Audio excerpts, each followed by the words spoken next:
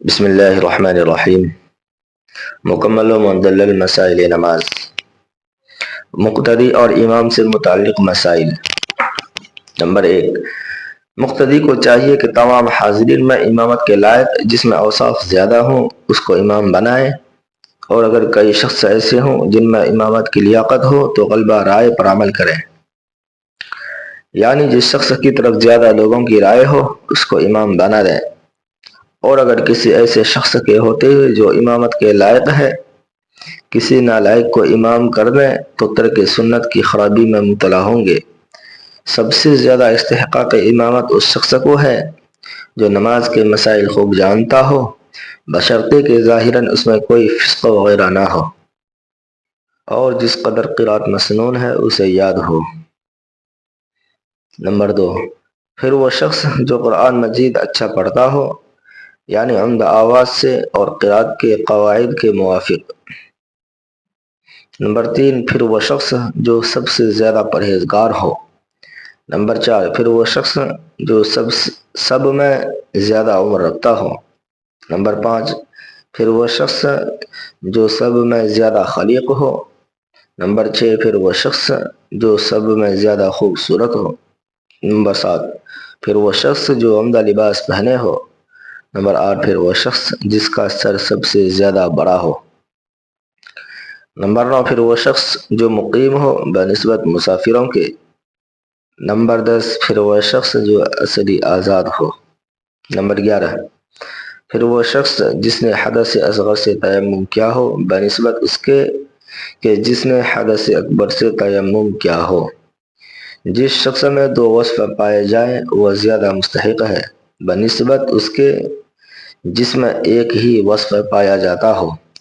مثلاً وہ شخص جو نماز کے مسائل بھی جانتا ہو اور قرآن مجید بھی اچھا پڑھتا ہو زیادہ مستحق ہے بنسبت اس کے جو صرف نماز کے مسائل جانتا ہو اور قرآن اچھا نہ پڑھتا ہو۔ نمبر 12، اگر کسی کے گھر میں جماعت کی جائے تو صاحب خانہ امامت کے لیے زیادہ مستحق ہے، اس کے بعد وہ شخص اس کو امام بنا دے۔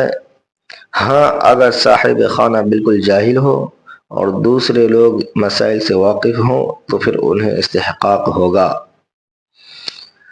جس مسجد میں امام مقرر ہو اس مسجد میں اس کے ہوتے ہوئے دوسرے کو امامت کا استحقاق نہیں۔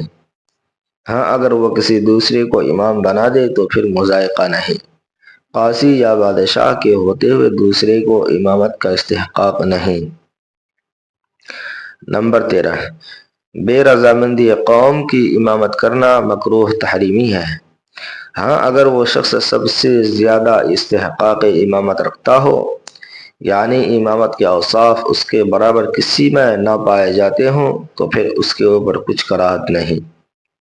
نمبر 14، فاسق اور بدعتی کا امام بنانا مکروہ تحریمی ہے۔ ہاں اگر خدا نخواستہ سوا ایسے لوگوں کے کوئی دوسرا شخص وہاں موجود نہ ہو تو پھر مکروہ نہیں۔ فاسق وہ شخص ہے جو ممنوعات شرعیہ کا مرتکب ہو، مثلا شراب خور، چغل خور، غیبت کرنے والے وغیرہ۔ بدعتی وہ ہے جو ایسا فعل عبادت سمجھ کر کرے جس کی اصل شریعت میں نہ ہو، نہ قرآن مجید سے اس کا ثبوت ہو، نہ احادیث سے، نہ قیاس سے، نہ اجماع سے۔ فاسق اور بدعتی میں فرق یہ ہے کہ فاسق گناہ کو گناہ سمجھ کر کرتا ہے اور بدعتی گناہ کو عبادت سمجھ کر کرتا ہے، لہذا بدعتی کا مرتبہ فاسق سے بھی بدتر ہے اور اس کے پیچھے نماز پڑھنے میں زیادہ کراہت ہے۔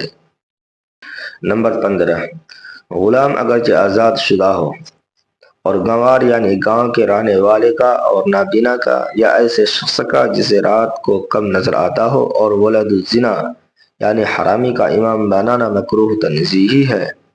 ہاں اگر یہ لوگ صاحب علم و فضل ہوں اور لوگوں کو ان کا امام بنانا ناگوار نہ ہو تو پھر مکروہ نہیں۔ اسی طرح کسی حسین نوجوان کو امام بنانا جس کی داڑھی نہ نکلی ہو اور بے عقل کو امام بنانا مکروہ تنزیہی ہے۔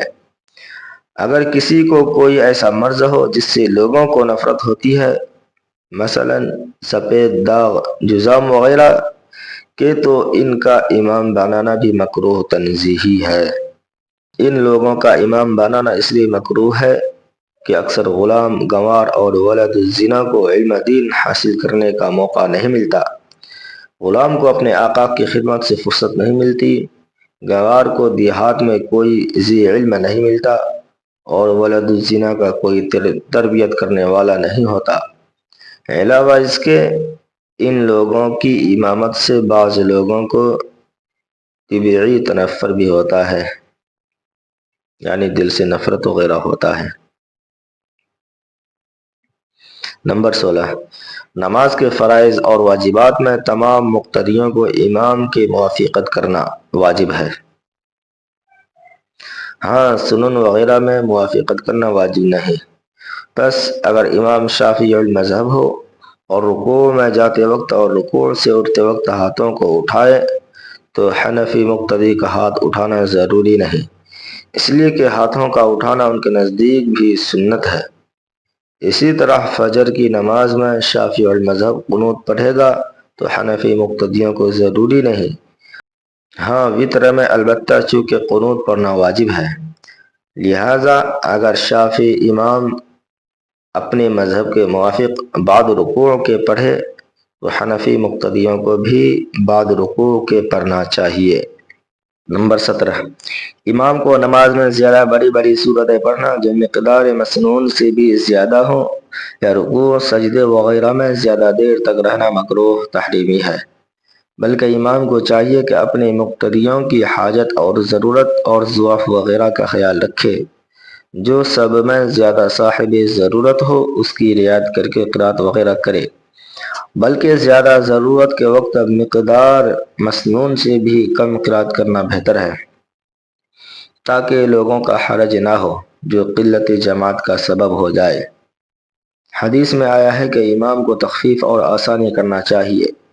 حضرت معاذ بن جبل رضی اللہ عنہ کو ایک مرتبہ نبی کریم صلی اللہ علیہ وسلم نے بہت ڈانٹا، کیونکہ وہ نماز میں بڑی بڑی سورتیں پڑھتے تھے جس سے ان کی قوم کو تکلیف ہوتی ہے۔ ایک مرتبہ ایک بچہ کے رونے کی آواز سن کر حضرت صلی اللہ علیہ وسلم نے فجر کی نماز میں قل اعوذ برب الفلق اور قل اعوذ برب الناس پر اکتفا کی تھی، کیونکہ ماں اس کی نماز میں تھی۔